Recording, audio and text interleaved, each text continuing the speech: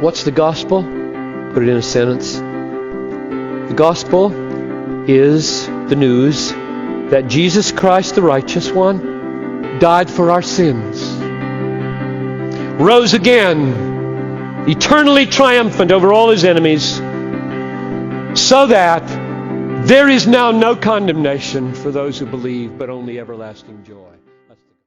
Hey friends, and welcome back to another episode of the Pulse Podcast. This is where we aim to tackle pulse-racing questions regarding the Christian faith. As always, I am your host, Toya Akinoso, and I am joined by MT Omoniyi.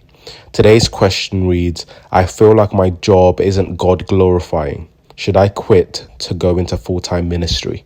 Over to you, MT. Well, if I was answering this question, I would probably encourage the person to be cautious, because we have to first just define what it means to be God glorifying. Unfortunately, the context surrounding this is we live in a world where we have in some ways glorified full-time ministry. Now, I hate to be that guy again, but the truth is we are all technically in full-time ministry. We're not part-time Christians, nor are we, 0-hour contracts Christians.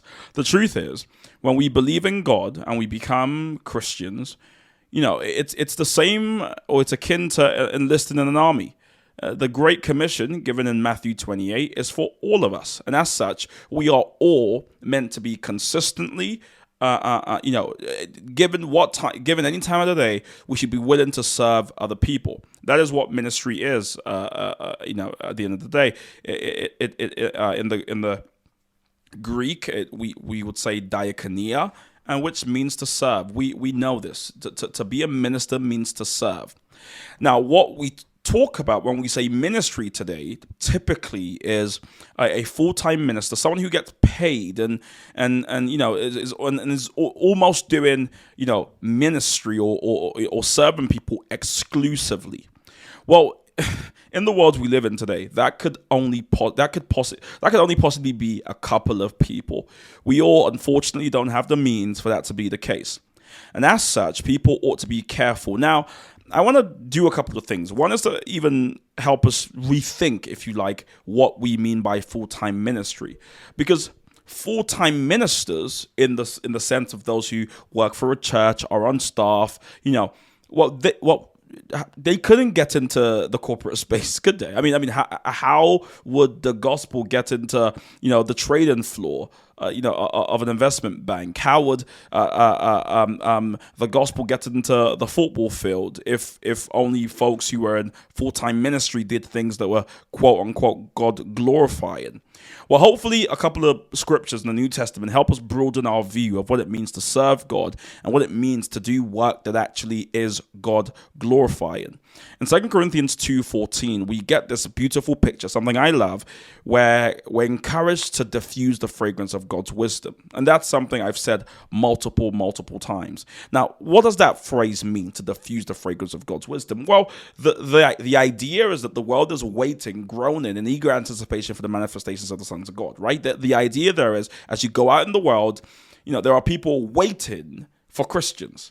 And so Christians must do that. They must go. And they don't just go to unreached people groups. They go to offices. They go into hospitals. They go into surgeries. They go into receptions. Christians, armed with the gospel, believing the truth about Jesus, are to permeate every facet of society, spreading the good news about who God is. That's what it means to diffuse the fragrance of God's wisdom. So, even if you're a Christian in an industry that you can't see how it points to God, well, you already have an assignment. Be the fragrance of God's wisdom. Brighten up the room.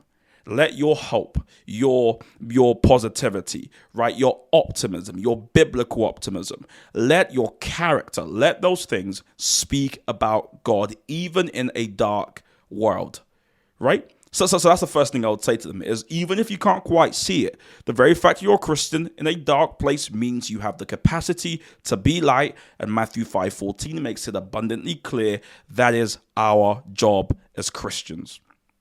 The second thing I would say to this person is, well, have you considered how things we do that seem that seemingly are insignificant or useless, the Bible actually encourages us in 1 Corinthians 10:31 that they can be the springboard for God's glory. What do I mean by that? What the example given there is, when you eat, when you drink, do it to the glory of God, which means eating and drinking, when a Christian's doing it, is a springboard to further glorifying God, right? So if much can be made of eating and drinking, then why can't we spend time speaking and talking and working out how your work may actually be a springboard to God's glory? Ask yourself, what is my work teaching me? Who's my work making me, right?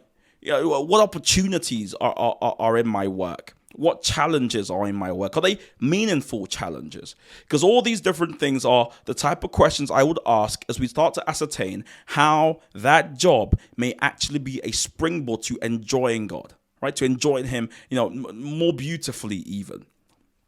The third thing to be very, very aware of is that when we look in the Bible and we look at a story that we see in Matthew where Jesus sees these fishermen that are trying to catch fish. They're having a pretty bad day. He helps them catch quite a lot of fish. They see a miracle happen. And then they leave all those things and then they go follow Jesus. He says, "Come, follow me. I'll make you fishers of men." We all know the story well. Important to know that ministry, and again, for the sake of the question, we'll use full-time ministry, isn't some sort of plan B for somebody whose work isn't going well. It isn't. Notice, at the zenith of their careers as fishermen, when they catch the most fish that they probably would have been speaking to each other, "Oh, this is sells up for a month. This will sell up for 3 months."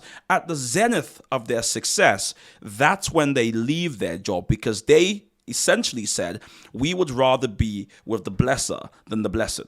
They said, "We would rather follow Jesus, fully follow Him, rather than the success we are seeing in our personal lives." Important to note this, because what I don't want people to think is that full-time ministry is some sort of backup plan or a safety net, or or if you're lousy at your job and things aren't going well, you go, "Oh, well, I've always got full-time ministry." No, God doesn't want our scraps even in that setting. He wants us whole. So before you hastily move on from your job, ask yourself, have I done everything I can possibly do? Have I explored all the opportunities that exist in this work to give God glory, to enjoy Him, and to diffuse the fragrance of His wisdom? If the answer is no, then I suspect that person still has work to do in that job. And of course, in the case that the answer is no, no, and in the case that the answer is, you know what, with someone who loves me, with a mentor, with my spiritual leaders, I've gone through the process and I think it's time to step into full-time ministry as we conceive it, then of course I would encourage that person to do that. But those are the few things we must say, especially considering the context that we live in today. Thank you for that, MT, and thank you guys at home for listening. As well, as always, make sure to like this podcast, comment, share it with a friend, with a family member, with a stranger on the street, and we'll see you next week at the same time on Sunday. Take care.